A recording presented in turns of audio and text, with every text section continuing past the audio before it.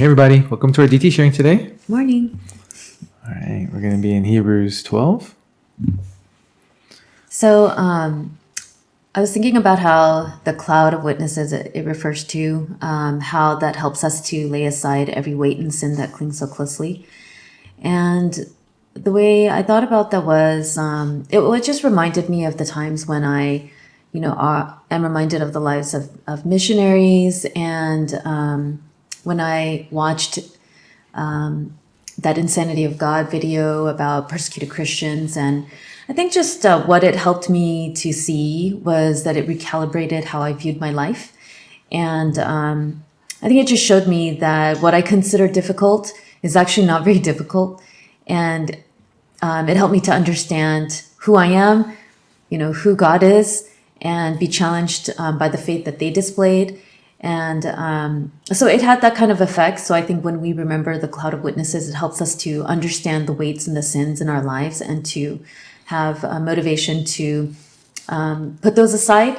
And also just to understand what the weight of our sin actually is, or the weight of our difficulty. It's actually not that bad given our lives and how comfortable we are. So Yeah, I was thinking about the word endurance, and that stuck out for me, endurance here. And Jesus endured the cross, and in verse 3 he endured, and just how there's this sense in which there is and how the commentary talks about it's a marathon, not a sprint. And Jeff in his message at the Focus Retreat was saying how this kind of perseverance, faithfulness is an endangered character trait. And I think it's so true. Even endurance and persevering, it's something we've just lost over the years in our modern culture. And I've been reading a couple books lately about like historical biographies of forging out to the West when it was just the 13 colonies, or even the Wright brothers who first flew. And there was just something about people back then that there was just a character and just a toughness and just a fortitude in which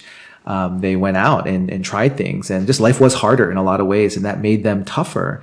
And I think that's when the when things get tougher, the tough get going in a way. And just think how that's something, as Ellen was saying, we need to calibrate and see, okay, yeah, it's true. We've lost that. We're not as tough. And that's something I think we just need to grow in and see challenges of doing hard things and looking at what is difficult and not shying away from them, but really putting our shoulders to the grindstone and trying it. Now, thinking about it in terms of spiritually here and from the text, I was thinking, the writer's saying endure, but he also says, let us. That really stuck out to me this time, before us. And just thinking about how the call to endurance isn't an individual thing. Running a sprint is easy and you're by yourself and you're pretty unencumbered, but marathon is a lot harder. And what makes it easier actually is doing it with other people. And I just thought about this picture of Christian life as something we endure, but it's together.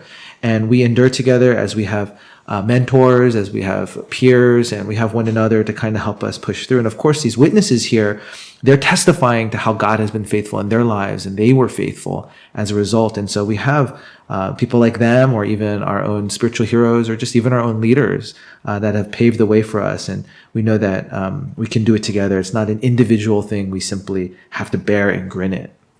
yeah, it just reminds me, like, what helps me to keep going, even with running, is that I have a true partner in Joyce. And Joyce is so faithful, and she, helps me to get up in the morning and, I'm we not go the run true together. partner. No, he's not.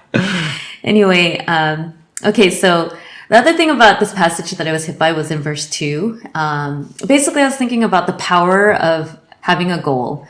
And because it says Jesus endured the cross because of the joy set before him.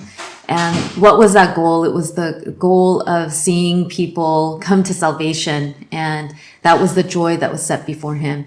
And that helped him endure the cross. And I was thinking about athletes, why do athletes endure the kind of grueling discipline that they undergo every morning? I was thinking about Michael Phelps and how he got up, he would be in the pool at 6 a.m. every single day to swim for hours. And that's grueling daily physical discipline for so many years, of doing that. But, why did he do that? It was because it's for the goal.